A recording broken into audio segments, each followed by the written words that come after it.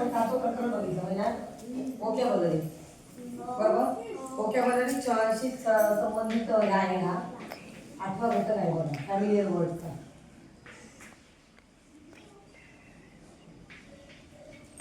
Vocabulary म्हणजे काय? शब्दसंग्रह.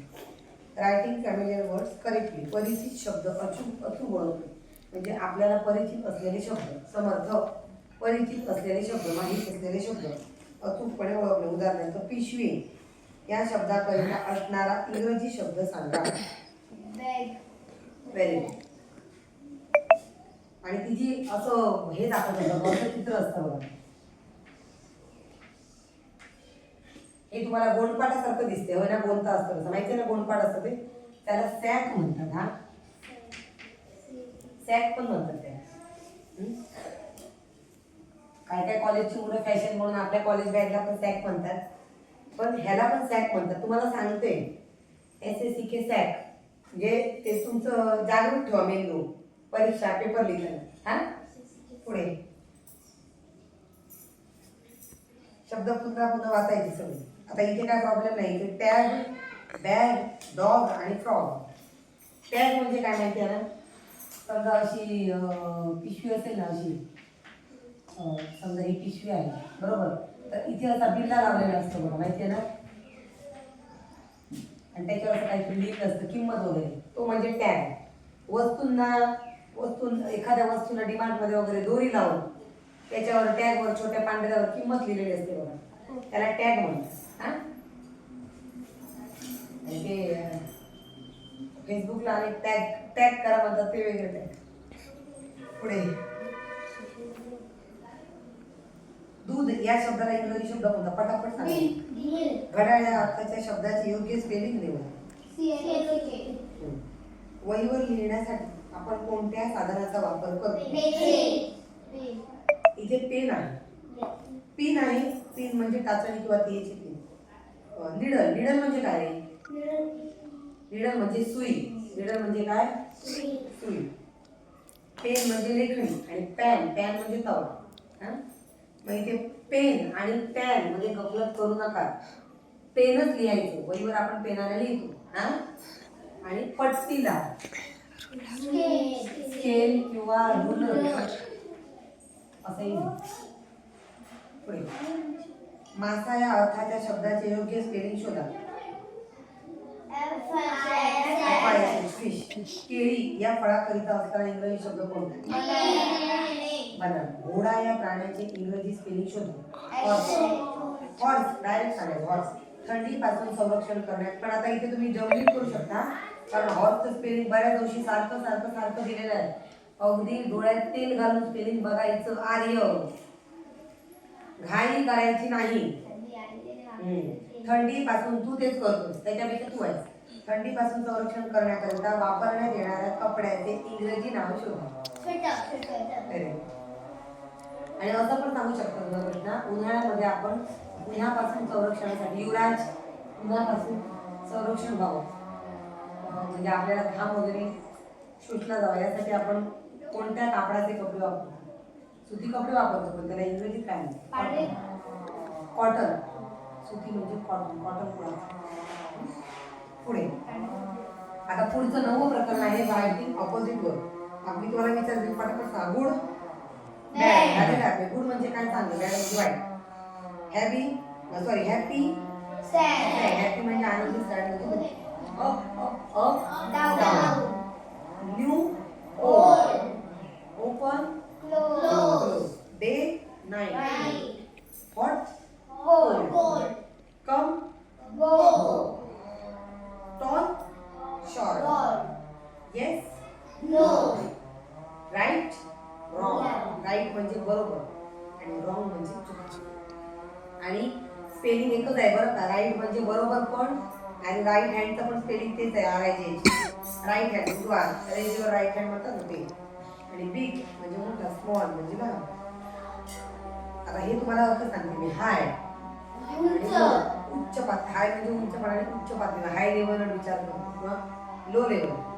लो लेवलवरती सांगा हाय, किंवा लो युअर हँड, हात वर कर. मग ते असं पण येऊ शकतं, रेज लो, रेज लो, हाय लो.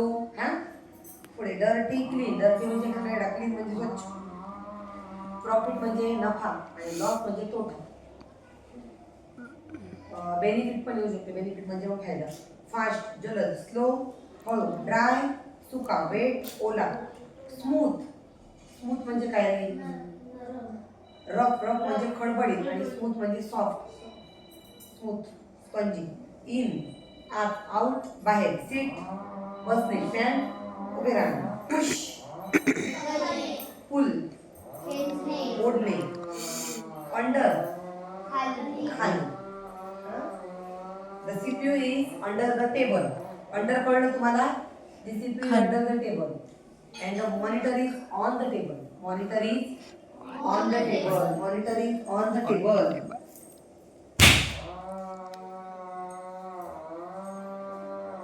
कळलं? ह्या अर्थाने सांगितलेलं आहे. Under on. पुढे ट्रू फॉल्स. ट्रू म्हणजे आपण ते सत्य असत्य, योग्य अयोग्य, चूक की बरोबर, ते म्हणजे ट्रू फॉल्स.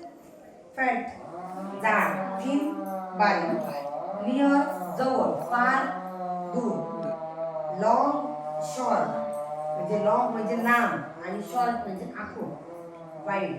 ते असं पण हे करतं का? ब्रॉड आणि नॅरो म्हणजे अमर्यादित मर्यादित या अर्थाने, किंवा विस्तारलेल्या जागे, कमी विस्तारलेल्या जागे असं.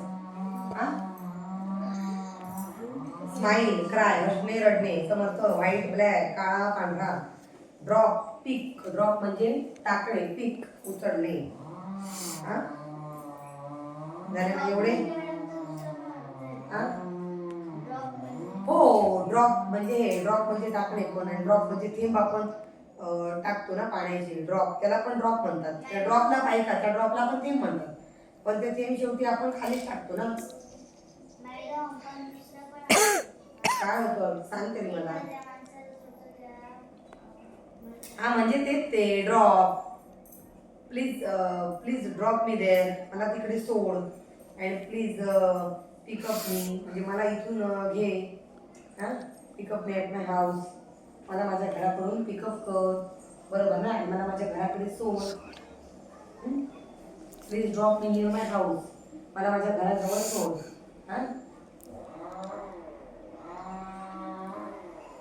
आता हे तुम्हाला विरुद्ध शब्दांचं झालं. आता आपण घेऊया बघा, finding small words from the bigger words. मोठ्या शब्दातून लहान शब्द शोधून काढणे. एलिफंट या शब्दातील अक्षरांपासून कोणता अर्थपूर्ण शब्द तयार होईल?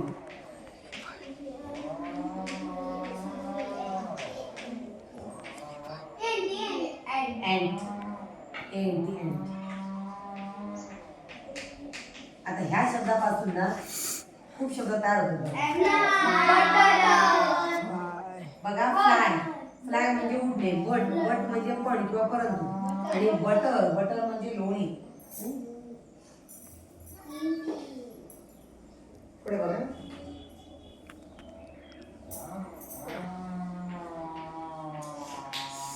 साऊंड या शब्दातील अक्षरांपासून 2 अक्षरे किती अर्थपूर्ण शब्द तयार होतात सांगा. शब्दातील अक्षरांपासून 2 अक्षरे किती अर्थपूर्ण शब्द तयार होतील? पहिला म्हणजे सो, त्याच्यानंतर ऑन. 2 अक्षरे म्हटले, याने काय म्हटलं? 2 अक्षरे म्हटले ना, O N on, D O do.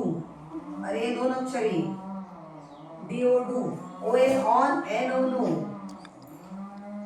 होय ना, O N on, N O no. O U कसं होणार? नाही होणार. S O so, O N on, N O no. आणि काय सांगा बरं? D O do, U N on येऊ शकतो, पण तो याचा अर्थ पूर्ण झाला नाही. मी एवढे 4 पर्याय म्हणतो. एक पुढे.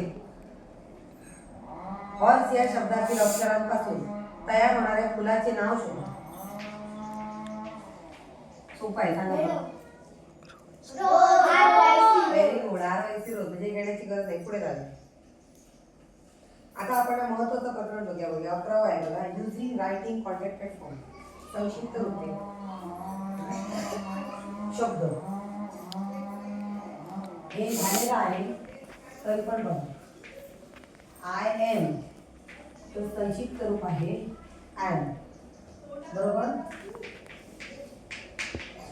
ही इज ते संक्षिप्त रूप आहे हिज. शी इज चे संक्षिप्त रूप आहे शीज. हा वाचा. इट इज ते संक्षिप्त रूप आहे इट्स.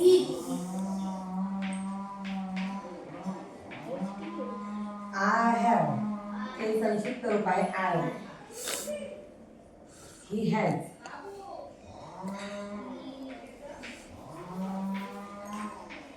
ते संक्षिप्त रूप आहे हिज.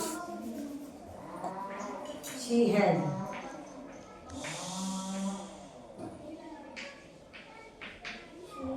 चे संक्षिप्त रूप आहे शी. इट हॅज चे पण तसंच इट्सच आहे, म्हणजे याची डबल याची गरज नाही. ही हॅज, शी हॅज आणि इट हॅज चे पण तेच आहे ना, म्हणजे तुम्हाला ना पाठ करायला बरं. हे पुसते मी. हा इट हॅज आणि वी हॅव. We have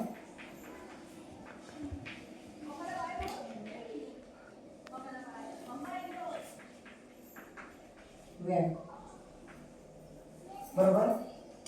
आता हे तुम्ही सांगायला सोपं आहे. डू नॉटचं काय येणार?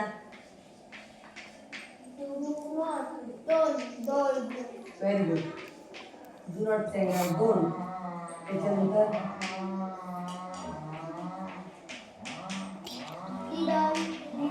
काय बोला? गेल्या वर्षी सांगितलं की मी त्याला डिडंट म्हणत नाही, त्याला डिंट म्हणतात. इथे डिड नॉट हे वाचताना डिड नॉट वाटायचं, तिकडे त्याचा प्रोनाउन्सिएशन करताना डिंट म्हणायचं. काय म्हणायचं? डिंट. उच्चार चुकीचे करायचे नाही.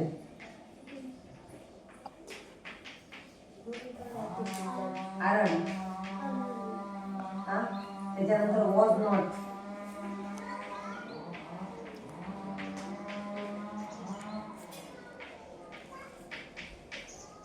wasn't, have not, haven't.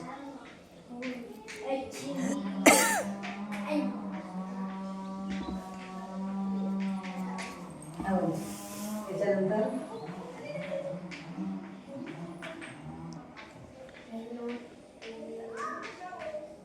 hasn't. बरोबर ना?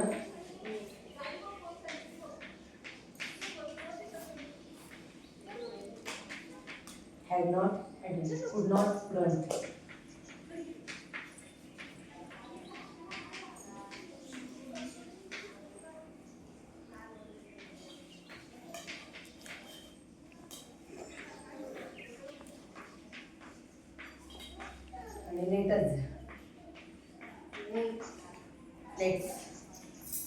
ओके, दिसतंय तुम्हाला सगळं हे तुम्ही नंतर वाटल्यास लिहून घ्या. एकदा तुमचा सराव होईल. समजलं? आणि हे पाठ केलं की वरचे 3-4 प्रश्न आहेत, ते तुम्हाला परीक्षेत सहजतेने हे करता येईल. दुपारच्या वेळेत हेच तुम्ही करायचं आहे. स्ट्रोक वाईज लेखन हे बघून लिहून काढा दुपारच्या वेळेत. आता बघा, हे जे पुढचं प्रकरण आहे ना 12, names of animals and birds, their young ones. Their young ones म्हणजे त्यांच्या पिल्लांचे नाव. तिथे विचारला मला प्रश्न म्हणजे यंग वन्स. तिसरीच्या मुलांना मराठी आलं नाही सूचना कर.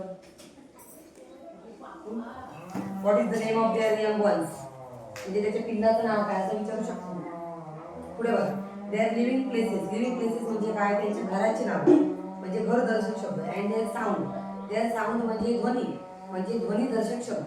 आणि देअर यंग वन्स म्हणजे पिल्लू दर्शक शब्द. मराठी कळलं तुम्हाला? तर हे तुम्ही सगळे वाचल्याशिवाय येणार नाही. उदाहरणार्थ कॅटच्या पिल्लाला किटन. आणि हे आपलं झालंय बघ, गोट. गोट त्याला लॅम्प बोलतात. हा इथे दिलंय त्याने लॅम्प म्हणून, कीड म्हणतात म्हणून, पण माझ्या मते Mary had a little lamb. Poem आहे ना तुम्हाला. म्हणजे शीपच्या पिल्लाला लॅम्प म्हणतात आणि गोटच्या पण लॅम्प म्हणतात. पण मराठीत मात्र शेळीचे करडू आणि मेंढीचे कोकरू. लक्षात ठेवा. आता एका डिअर म्हणजे हरिण, हरिणीच्या पिल्लाला फॉन, हॉर्सच्या पिल्लाला कोल्ड. मी तुम्हाला दुसरीच्या मंथनच्या पुस्तकामध्ये जे डिटेल दिले ते तुम्हाला मी फोटो काढून टाकेल. दुसरीचं मंथनचं पुस्तक हेच आहे ना ते. सॉरी, हा, मग हे चांगलं आहे माहिती दिलं ना आपण दुसरीचं ना. हो, तर याच्यामध्ये डिटेल दिलेलं आहे. जरा तिसरीच्या मुलांनी नजरे खालून घाला. काय माहीत जरा घाल नजरे खालून. आता हे पाठ करायला बरं आहे बघा. बेअर म्हणजे अस्वल, फॉक्स, लायन आणि टायगर यांच्या पिल्लाला एकत्रित कब म्हणतात. लायन्स कब, टायगर्स कब. तर हे तुम्ही पाठ केल्याशिवाय येणार नाही. आणि आपण थोडंसं ना आपण लॉजिक पण लावू शकतो. आता इथे प्रश्न आहे बघा. हॉर्स या प्राण्याचे राहण्याचे ठिकाण कोणते. आता हॉर्स तर केव मध्ये राहणार नाही. हॉर्स केव मध्ये राहील का. केव म्हणजे काय. गुहा. डेन म्हणजे पण गुहा. हॉर्स गुहेत राहील का. केव मध्ये नाही. तर हॉर्सच्या राहण्याचे ठिकाण आहे तबेला किंवा पारा. तर गंमत बघ. हॉर्स होल मध्ये राहील का. होल म्हणजे बीड. बिळात घोडा राहू शकेल का.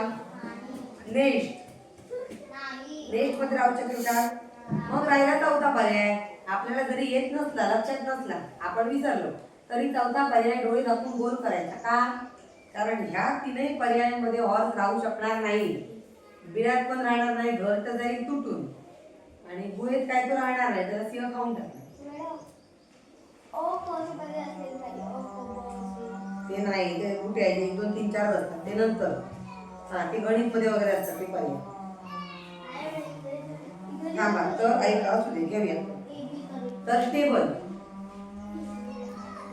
हा, ते असं तुम्हाला विचारलं. Only A is correct, only A B is, only A comma B is correct, only C is correct, only B, असं असतं.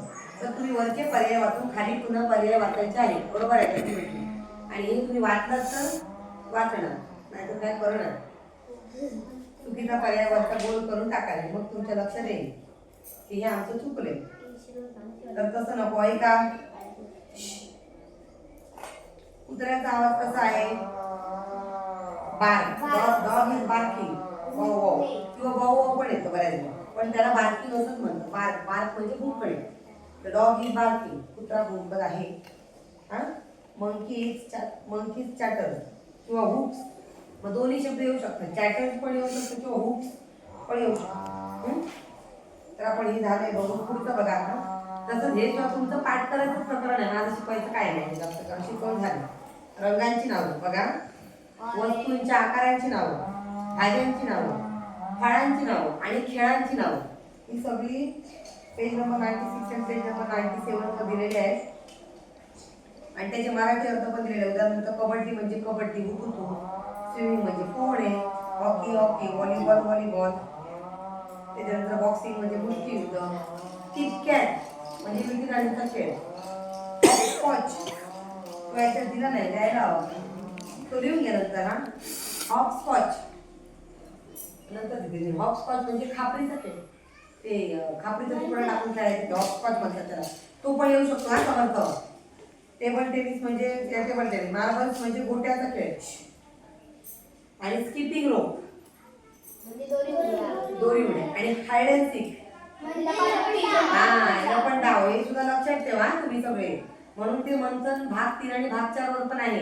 DCA पहिलीची मुलं, तुम्हाला DCA ला हे येऊ शकतं. तुमच्या पुस्तकामध्ये इंग्रजीत आहे मॅडम. मार्बल्स गोट्यांचा खेळ, तर तुम्हाला पण हे सगळं आहे. नाही असं नाही. DCA पण तेवढीच कठीण परीक्षा आहे. आता पुढचं प्रकरण बघा. महत्वाचं आहे पाठ करायला हवं. रिलेशन्स, नातेसंबंध. ग्रँडफादर आजोबा, ग्रँडमदर आजी, आणि नातूला म्हणतात ग्रँडसन, आणि नातीला म्हणतात ग्रँड डॉटर. काय म्हणतात.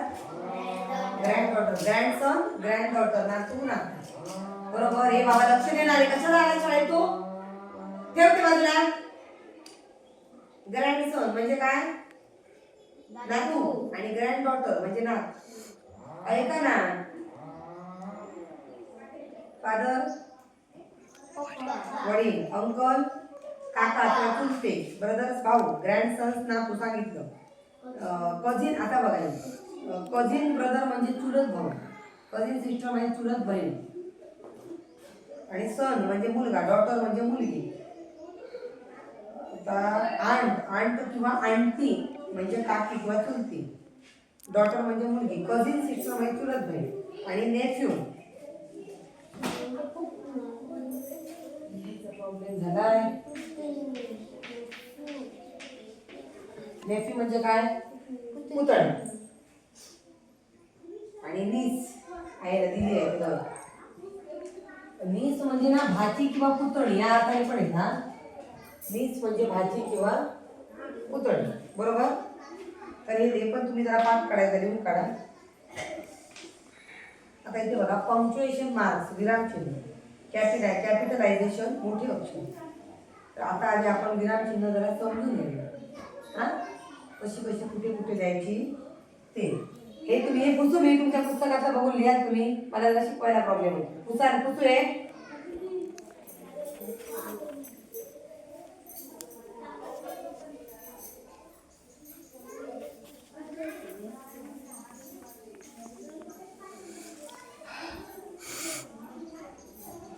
पुढे बघा, घटक 3 पंक्च्युएशन मार्क्स. काय पंक्च्युएशन मार्क्स म्हणजे काय नाही?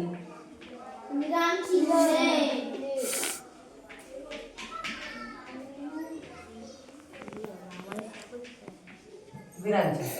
आता पहिलं त्याच्यामध्ये त्यांचं चॅप्टर आहे ते कॅपिटलायझेशन, मोठी अक्षर. आता हे मी तुम्हाला काय सांगितले ऐकून घ्या. इंग्रजी लेखन करताना लहान अक्षरे जास्त प्रमाणात वापरतात, परंतु मोठी अक्षरे मात्र कमी प्रमाणात वापरतात आणि ती काही नियमांनुसार वापरली जातात. हे आपण गेले 2 दिवस चुकीचे प्रश्न सोडवताना बघतोय, पण त्यांचे चुकलेले प्रश्न होय ना. तरी पण पुन्हा एकदा नियम लक्षात घ्या. वाक्याची सुरुवात ही कॅपिटल लेटरने होते. उदाहरणार्थ, आय एम बॉर्न, वाक्याची सुरुवात कॅपिटल लेटरने झाली. दुसरं, देशाच्या नावाची सुरुवात सुद्धा कॅपिटल लेटरने होते, काय सांगितलं. उदाहरणार्थ, India, America, Japan, China, Russia, France. इकडे लक्ष द्या. पुढे, आणि हे बघा, आय हे आता मी तुम्हाला इथे कॅपिटल लिहिलं, पण हे जर वाक्याच्या मध्ये जरी आलं तरी आय हा नेहमी कॅपिटलच राहतो. आय हे सर्वनाम नेहमी कॅपिटल मध्ये असते. म्हणजे समजा असं वाक्याच्या मध्ये जरी आलं तरी आय हा कॅपिटल राहतो. हा एक ग्रामरचा नियम आहे. काय आहे? व्याकरणचा नियम आहे इंग्रजी व्याकरण. हा जो आय आहे, आय हे जे सर्वनाम आहे म्हणजे प्रोनाउन, सर्वनामाला इंग्रजीमध्ये म्हणतात प्रोनाउन. जे येऊ शकतो तिसरी वाल्याला. तुम्हाला टेन्सची पण काही वाक्य आहेत काळांची, ती आपण चुकलेल्या प्रश्नांमध्ये घेऊया. घेणार टेन्शन घेणार टेन्शन घेऊ नका. प्रोनाउन म्हणजे सर्वनाम. हा, सर्वनाम म्हणतात ह्या आयला. म्हणजे आय हा मराठीत सुद्धा मी हे सर्वनाम आहे ना मराठीत, तेच आहे. ग्रामर फक्त त्याचे हे बदलतात, अक्षर बदलतात. मी हे सर्वनाम मराठीत आहे ना आपल्या, आता त्याला आय म्हणतात. आय हे सर्वनाम नेहमी वाक्यामध्ये मध्ये येऊ दे, कुठे येऊ दे, ते नेहमी कॅपिटल राहते. हा एक कॅपिटलायझेशनचा रूल आहे, बरोबर. पुढे बघा, दिवसांच्या नावांची आद्याक्षरं सुद्धा कॅपिटल असतात. काल हे आपण सगळं झालं. महिन्यांची नावं, दिवसांची नावं, शहरांची नावं, मुलांची नावं, मुलींची नावं, माणसांची, सगळ्यांची, जिल्ह्यांची नावं वगैरे. पुन्हा महिन्यांच्या नावांच्या आद्याक्षर सुद्धा कॅपिटल. शहरांच्या नावांची कॅपिटल अक्षर आद्याक्षर. व्यक्तीच्या नावांची सुद्धा तशीच. आणि आडनाव म्हणजे सरनेम, आपलं आडनाव म्हणजे सरनेम, त्याचं आद्याक्षर म्हणजे पहिलं अक्षर ते सुद्धा कॅपिटलमध्ये येतं. उदाहरणार्थ, पवार,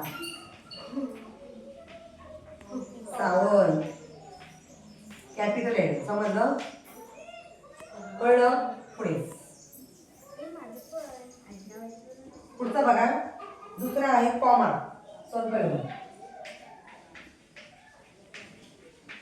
स्वल्पविराम ही साईन आहे, माहिती आहे. त्याला मराठी स्वल्पविराम. कॉमा म्हणजे काय? स्वल्पविराम. वाचत असताना थोडा वेळ थांबणे, म्हणजे स्वल्पविराम.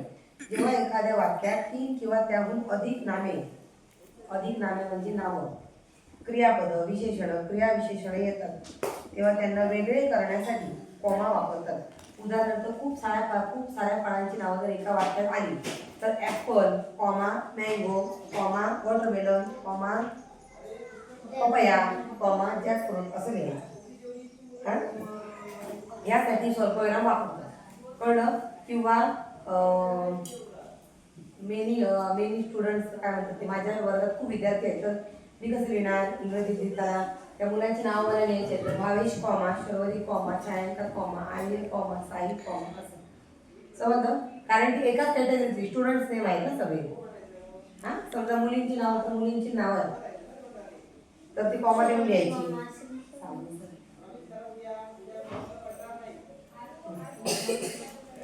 तिसरं बघा, तिसरं आहे फुल स्टॉप. काय आहे फुल स्टॉप? फुल स्टॉप म्हणजे मराठीत काय रे? पूर्णविराम. त्याचं साईन आहे. पुढे बघा, वाक्याच्या शेवटी जो दिला जातो तो full stop. Seema is a clever girl. दिसतंय मॅडम?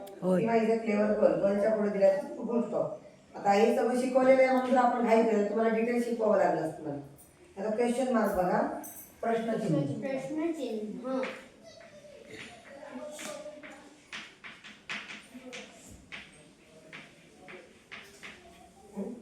क्वेश्चन मार्क प्रश्नचिन्ह. वाक्यात जेव्हा प्रश्न विचारलेला असतो, उदाहरणार्थ व्हॉट इज युअर नेम, तर त्याच्या पुढे प्रश्नचिन्ह येणार. Where do you live, have you seen a film, हे सगळे प्रश्न झाले. व्हेन डिड यू कम, समजलं तुम्हाला, हे सगळे प्रश्न झाले. आता पाचवा आहे षष्ठीवाचक चिन्ह.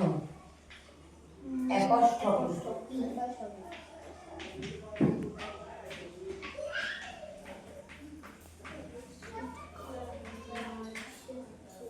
षष्ठीवाचक चिन्ह.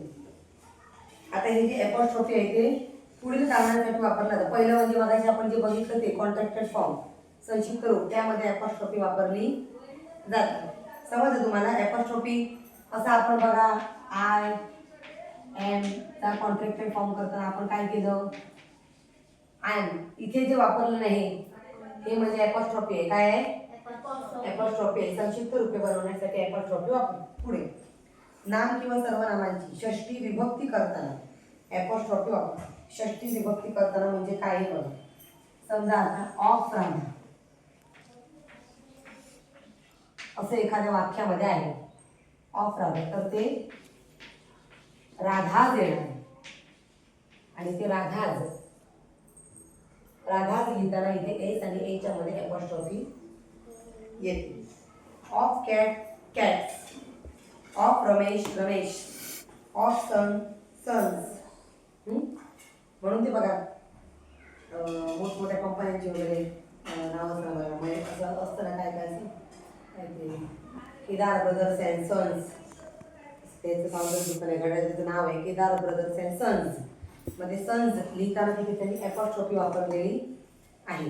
कारण ते मालक त्यांचं नाव केदार, त्यांचे मग भाऊ आणि त्यांचे मुलगे. समजलं? मग तिथे दुकानाचं नाव ठेवताना कसं ठेवलं, केदार ब्रदर्स अँड सन्स. मग तिथे सन्समध्ये काय येणार, षष्ठी विभक्ती ॲपॉस्ट्रॉफी वापरलेली आहे. पुढे ज्या नावाच्या शेवटी एस असते तेथे एस नंतर ॲपॉस्ट्रॉफी वापरतात. उदाहरणार्थ, can you tell the way to girls hostel, तुम्ही मला गर्ल्स हॉस्टेलचा मार्ग सांगू शकता का. मग तिथे गर्ल्सच्या पुढे ॲपॉस्ट्रॉफी वापरलेली आहे. गर्ल्स हॉस्टेल, गर्ल्सच्या पुढे ॲपॉस्ट्रॉफी वापरलेली आहे. प्लेयर्स टेंट, खेळाडूंचा तंबू, प्लेयर्स टेंट. या ठिकाणी प्लेयर्स म्हणजे अनेक खेळाडू त्या अर्थाने अपेक्षित धरलेले आहेत. Players, there is a players tent. आणि मग असं जे आपण बघितलं बघा, राधाज, इथे ॲपॉस्ट्रॉफी वापरली. तर ते असं पण म्हणू शकतो, दॅट पेन इज छायांकाज. समजलं ना?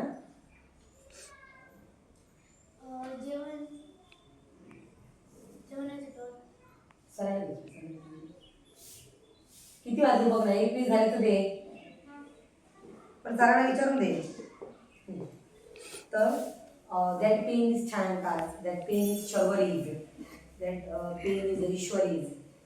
दॅट इज ईश्वरीज, ते ईश्वरीचं आहे असं म्हणतात. ईश्वरीज म्हणजे ते एस आलाय पुढे ना, मग त्याच्यामध्ये ॲपॉस्ट्रॉफी. षष्टी विभक्ती दिसते ना मॅडम? पुढे बघ.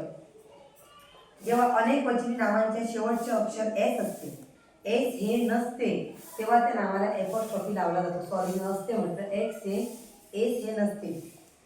उदाहरणार्थ चिल्ड्रन्स लायब्ररी आणि ऑक्सेन्स हॉर्न. ऑक्सेन म्हणजे काय रे? ऑक्सेन म्हणजे ऑक्सेन, एक बैल अनेक बैल. हां, आणि अनेक वचनी नावाचे शेवटचे अक्षर एस नसते म्हणजे काय? तर एक चाइल्ड, वन चाइल्ड, एक मूल, त्याला सिंग्युलर फॉर्म आहे चाइल्ड. आणि अनेक मुलं त्याला आपण चिल्ड्रन म्हणतो. चाइल्ड्स म्हणत नाही आपण म्हणतो का चाइल्ड्स? नाही, आपण असं म्हणतो चाइल्ड. एक मुलाला आपण चाइल्ड म्हणतो आणि अनेक मुलं असतील तर आपण काय म्हणतो बाळांनो? चिल्ड्रन म्हणतो. काय म्हणतो?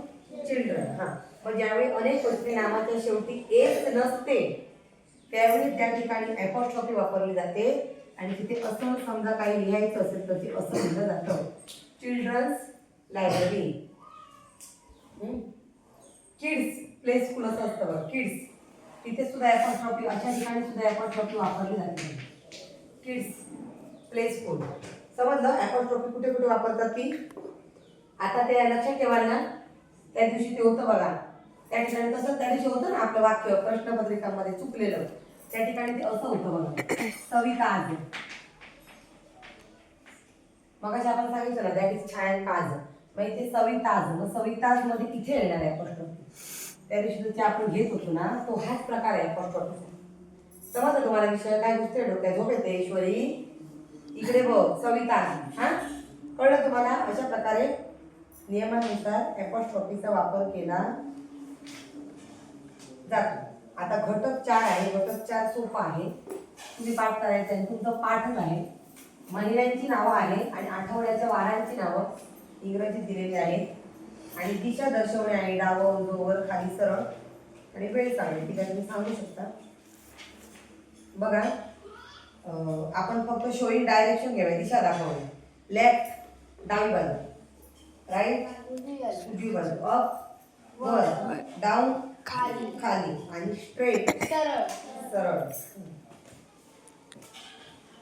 आता टेलिंग टाइम बघा, जर घड्याळात 8 वाजलेले असतील तर त्याला असं असतं लिहिलेलं, इथे पण ॲपॉस्ट्रॉफी वापरली जाते.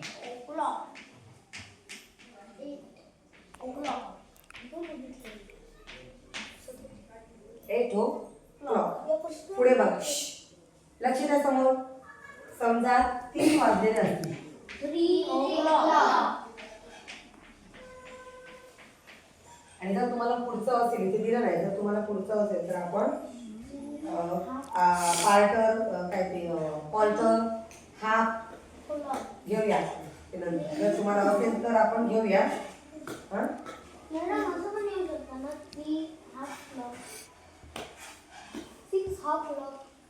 म्हणून ते सांगते तुम्हाला. जर तुमच्या शिकलेल्या प्रश्नांमध्ये, हे दुसरीचं पुस्तक आहे ना, तुम्हाला असणार आहे, तुमच्या वेळी आपण डिटेल घेऊया.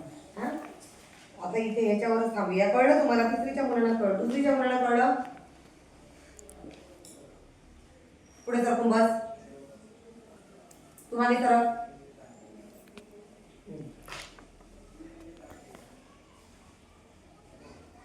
आता इथे बघा, हे एक वेगळा प्रश्न आहे. मोकळी जागा भरावा, वाक्य प्रश्न करा, कारण दिशादर्शक प्रश्न विचारलेला आहे. मला सांगा, पूर्वेला काय म्हणतात इंग्रजीत? ईस्ट. बरोबर, पूर्व दिशेला इंग्रजीत ईस्ट. आणि पश्चिमेला? वेस्ट. उत्तरेला? नॉर्थ. दक्षिणेला? साऊथ. एक प्रश्न आहे बघा, आणि प्रश्न विचार करून सांगायचा. The sun rises in the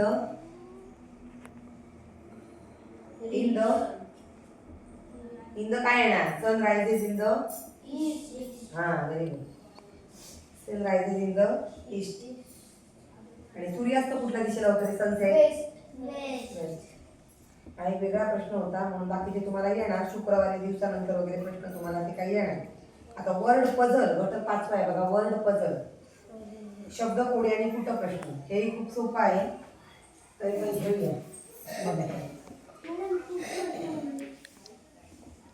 काय नाही, कुठ प्रश्न म्हणजे वर्ड पझल समजणार तुम्हाला. हे बघ,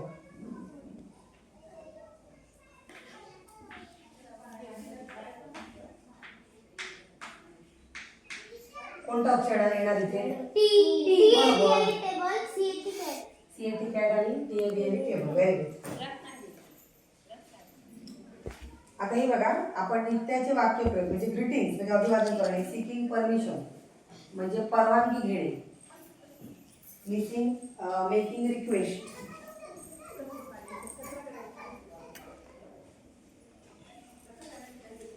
हे आपण बघणार आहोत. बघा, मेकिंग रिक्वेस्ट म्हणजे काय? विनंती करणे. May I go to the toilet please, ही परवानगी द्यावी. विनंती करणे मग प्लीज आपण वापरतो. इन्स्ट्रक्शन म्हणजे काय? डूज अँड डोंट्स म्हणजे चांगल्या करायच्या गोष्टी आणि न न म्हणजे good habits and bad habits म्हणतात ना, तेच म्हणजे डूज अँड डोंट्स. सूचना यांचा संबंध. बघा आता आपण बघूया. आता ग्रीटिंग्स मध्ये काय काय येणार बघा. शुभ प्रभात म्हणजे good morning, good afternoon, good evening आणि गुड नाईट. हॅपी दिवाळी, शुभ दिवाळी म्हणतात. हॅपी न्यू इयर म्हणजे नववर्षाच्या शुभेच्छा. पुढे बघा आता परवानगी घेणे. दुसरं सिकिंग परमिशन. आता सिकिंग परमिशन परवानगी आपण कशी कशी घेतो रे? आता समजा तुम्हाला मित्राकडचं पुस्तक पाहायचं, तुम्ही काय करू शकता? जर तुम्हाला मी तुझे पुस्तक पाहू शकतो का असं विचारायचं आहे तर can I see your book, can I see your book या प्रकारची परमिशन मागितली जाईल. प्लीज मग तिथे विनंतीमध्ये गेली, तिथे परमिशन घेतोय आपण. वर्गातून बाहेर जाण्यासाठी permission. May I go sir, मग तुम्हाला सांगितलं बघा परमिशन आपण विचारतो ना. May I go to the toilet please, may I come in, ही सुद्धा काय झाली? सिकिंग परमिशन मध्ये येते, परवानगी घेण्यामध्ये. पुढे आता मेकिंग रिक्वेस्ट. लक्षात घ्या, कॅन हो एक कॅन मे हे ज्यावेळी शब्द येतात ना त्यावेळी तिथे परमिशन घेतली जाते, त्यावेळी तिथे परमिशन घेतली जाते. बघा आता इथे बघा, मेकिंग रिक्वेस्ट विनंती करणे. Can you give your book please. आता इथे प्लीज शब्द आला. प्लीज शब्द म्हणजे काय? विनंती. हा ज्यावेळी शब्द येणार प्लीज त्यावेळी तिथे विनंती होती. प्लीज हेल्प मी. आपण एखाद्याची मदत मागतो ना, प्लीज हेल्प मी. आपल्या त्या ह्याच्यात धड्यात आहे बघा, काय the lion and the mouse या स्टोरीमध्ये आहे ना, तिथे खूप वेळा प्लीज हा शब्द वापरलेला आहे, बरोबर. Please help me, please let me go. तिथे पण ती पण विनंतीच केलेली आहे सिंहाने. सिंहाकडे उंदराने काय केले, माऊसने काय केले, विनंती केली आहे ना, प्लीज लेट मी गो. असं. Would you lend me your cycle. इथे ते लेंड शब्द वापरले. लेंड शब्द म्हणजे आपण असं एखाद्याची उष्णी वगैरे मागतो ना, म्हणजे थोडे दिवस मला पुस्तक वापरायला दे. डिक्शनरी लेंड, ते तुमच्या शब्द आहेत बघा कन्व्हर्सेशन मध्ये लेंड आलेले आहे बघा ते शब्द. तसं म्हणजे एखाद्याचा आपण ज्यावेळी थोड्या दिवसांसाठी काही दिवसांसाठी एखादी वस्तू मागून घेतो त्यावेळी त्याला त्या ठिकाणी लेंड हा शब्द वापरलेला आहे. Lend me your cycle please. हां, ही सुद्धा काय केलेली आहे रे? विनंती केलेली आहे. आणि इन्स्ट्रक्शन्स म्हणजे काय रे? सूचना, डूज अँड डोंट्स. आता बघा मी डूज वाचून दाखवले तुम्हाला. डूज म्हणजे काय? डूज म्हणजे कोणत्या गोष्टी मुलांनी करायच्या. तर बघा, help your friends. Yuvraj help your friends. तुमच्या मित्रांना मदत करायची, तुम्ही करायचं डूज मध्ये. यूज अ हँकरचीफ म्हणजे तुम्ही रुमाल वापरायचा. हँकरचीफ खूप मोठा शब्द आहे हा बघा, त्याचं स्पेलिंग असं आहे.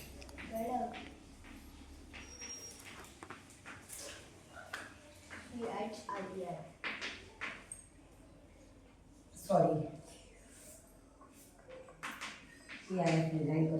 ओके.